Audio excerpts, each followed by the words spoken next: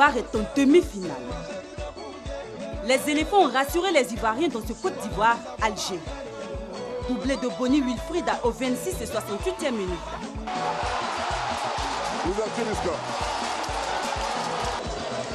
Et ce ballon...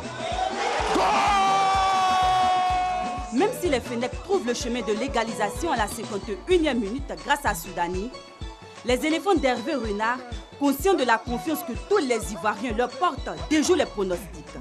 Gervinho tue le match à la 94e minute. Et c'est terminé.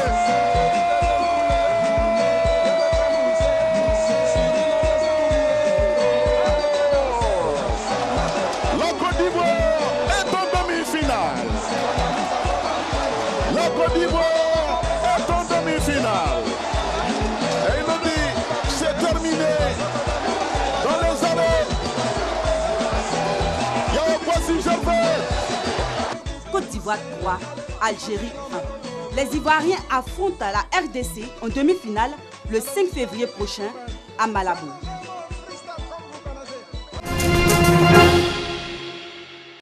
Comme tous les grands chantiers de développement de la Côte d'Ivoire, le président de la République, Alassane Ouattara, l'a voulu et il est en phase d'exécution le projet de sauvegarde et de valorisation de la baie de Cocody.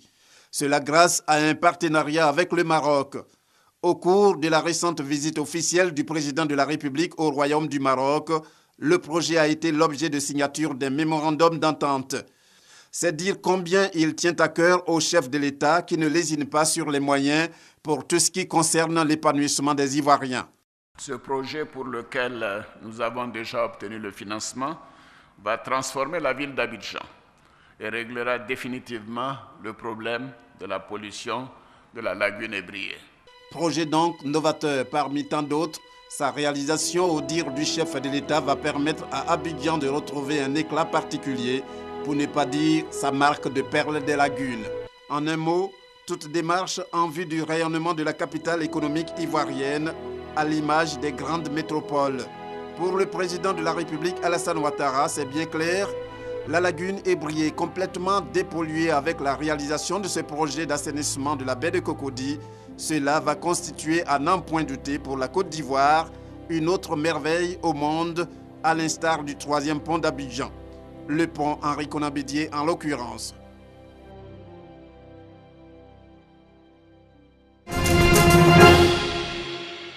Institut Raoul Folero de Côte d'Ivoire. Situé à environ 10 km de la ville d'Azopé, cet établissement sanitaire accueille les malades atteints de la lèpre. Hôpital de type pavillonnaire, l'Institut Raoul Folero reçoit également les malades de l'ulcère de Bureli. Il est composé d'unités d'hospitalisation, de bureaux administratifs, d'une école, d'une église et de bien d'autres édifices, tous en voie de réhabilitation. Créé par les sœurs de la congrégation Notre-Dame des Apôtres en 1942, soutenu puis financé par Raoul Folero, appelé le vagabond de la charité, cet institut sanitaire, autrefois appelé la léproserie d'Azopé, compte aujourd'hui 95 malades atteints de la lèpre. Une fois qu'on a dépassé le stade de début, qui se manifeste par des taches, ou bien par des engourdissements, des fourmillements, etc., il y a plusieurs petits signes, ou bien par des boutons solides, qu'on n'a pas fait le diagnostic. Ou bien que le malade, on a fait le diagnostic, il a mal pris son traitement, la maladie se complique. C'est en ce moment qu'on nous les amène. Une fois dépistés et admis dans ce centre de soins spécialisé de la lèpre, ces malades sont automatiquement pris en charge gratuitement. Les traitements sont distribués gratuitement, fournis par l'État de Côte d'Ivoire en collaboration avec ses partenaires, OMS, etc. Donc les médicaments sont gratuits. Les malades atteints de la lèpre sont avant tout dépistés par le district sanitaire d'Azopé, puis conduits à l'Institut Raoul Folero de Côte d'Ivoire en cas de gravité de la maladie. Nous avons initié une stratégie avancée. On va dans les villages, on fait un programme avec le responsable du service lèpre et qui va dans les villages pour faire la détection. Sylvain a été admis à l'Institut Raoul Folero de Côte d'Ivoire à l'âge de 12 ans. Déclaré malade de la lèpre, cet orphelin de père et de mère a été abandonné par les siens. Sylvain a maintenant 42 ans. Malgré son handicap, il affiche sa détermination à se battre pour gagner sa vie. On peut m'aider à faire un petit coin pour m'asseoir pour vendre. Comme Sylvain, Elisabeth, la cinquantaine révolue, souffre elle aussi de la lèpre. Son rêve, regagner le domicile familial à Dimbokro en vue de s'occuper de sa mère. Je vais guérir et puis retourner en famille. La lèpre, maladie capricieuse, n'est pas héréditaire. On en guérit à condition qu'elle soit dépistée plus tôt. On peut guérir de la lèpre parce que quand on prend les médicaments sont très efficaces. C'est ce qu'on appelle la PCT. Il y a 3 molécules d'antibiotiques dedans. Quand on prend, on guérit de la lèpre. Mais ce qui est important à souligner, c'est que ce malade ne porte plus de microbes, n'est plus contagieux. Blaise, instituteur à la retraite, vit cette expérience. Totalement guéri de la lèpre, il vit désormais à Duquesne-Crémone avec sa famille. Situé à environ 1 km de l'Institut Raoul Folero, Duquesne-Crémone est le village des lépreux guéris. Ceux qui y vivent ne présentent plus de lésions contagieuses. Aujourd'hui, moi, je gagne ma vie.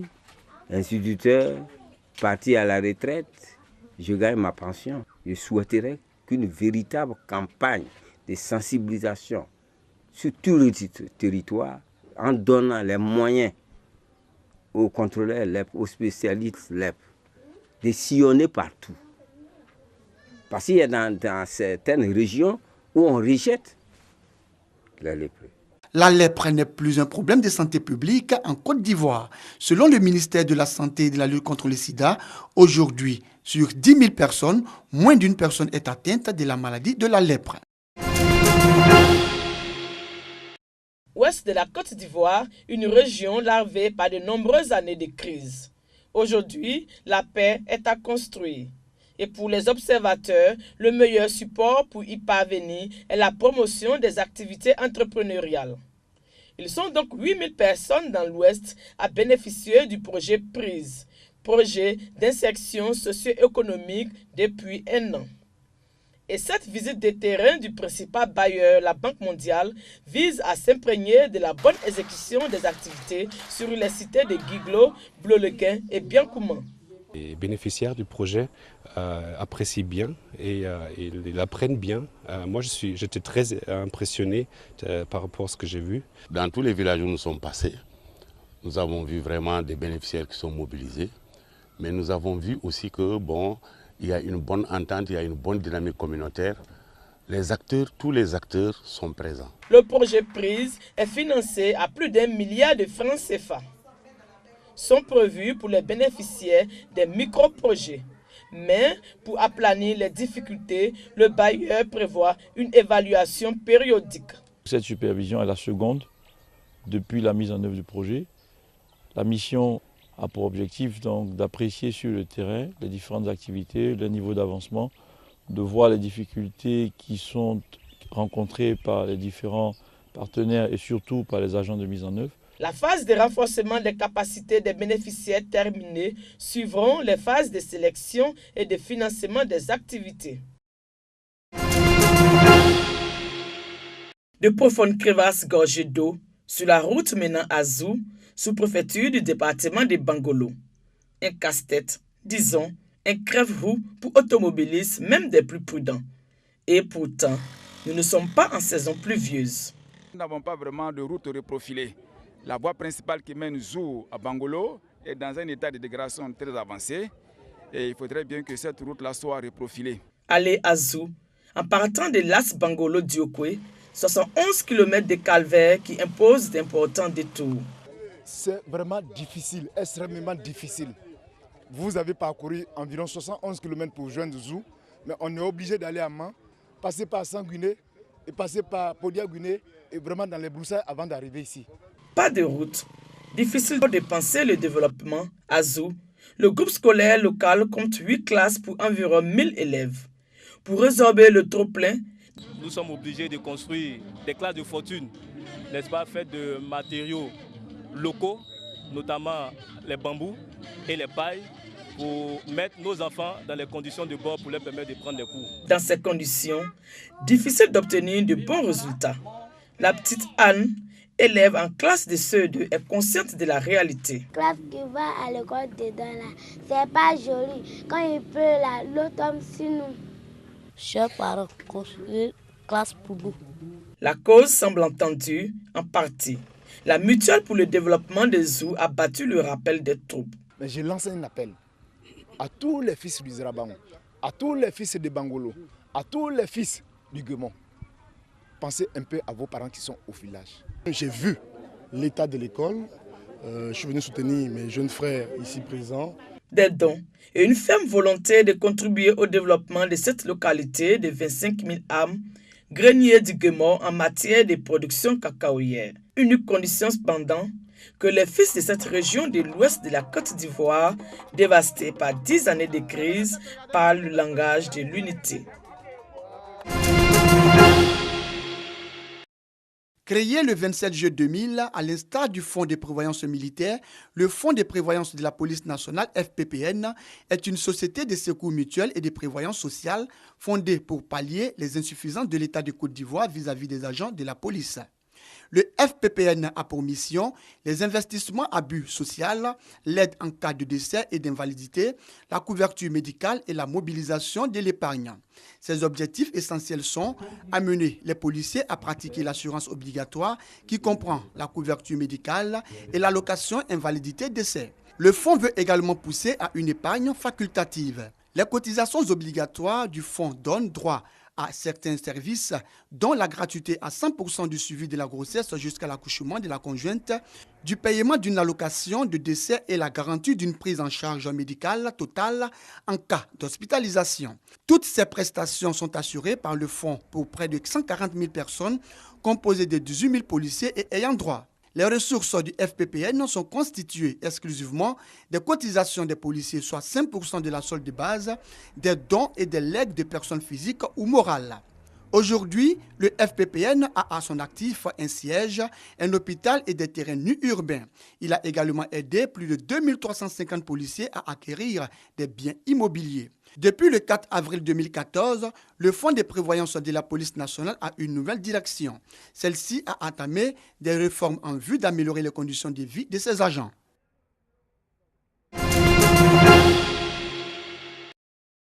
Après 5 semaines, l'exposition sur l'histoire des ponts en Côte d'Ivoire referme ses portes. La Maison de la télévision, théâtre de cette exposition, aura accueilli un grand nombre de visiteurs, des chefs d'entreprise aux écoliers, en passant par les familles, les étudiants et leurs encadreurs. Nous retenons beaucoup de choses, surtout l'histoire de tous les ponts de la Côte d'Ivoire. Et ça nous marquait énormément. Et nous sommes venus, nous avons constaté, nous avons vu. Et je pense que nous partons bien sûr confiants pour l'avenir. Cette photo-là nous montre un peu, nous qui n'avons pas pris part à cet événement, ça nous retrace un peu comment est-ce que les gens ont pu réaliser ces différents points. C'est vraiment magnifique parce que ça nous montre vraiment, c'est comme si nous étions encore présents à ces différents événements. Je suis là ce matin avec ma famille pour partager l'histoire du pays avec eux.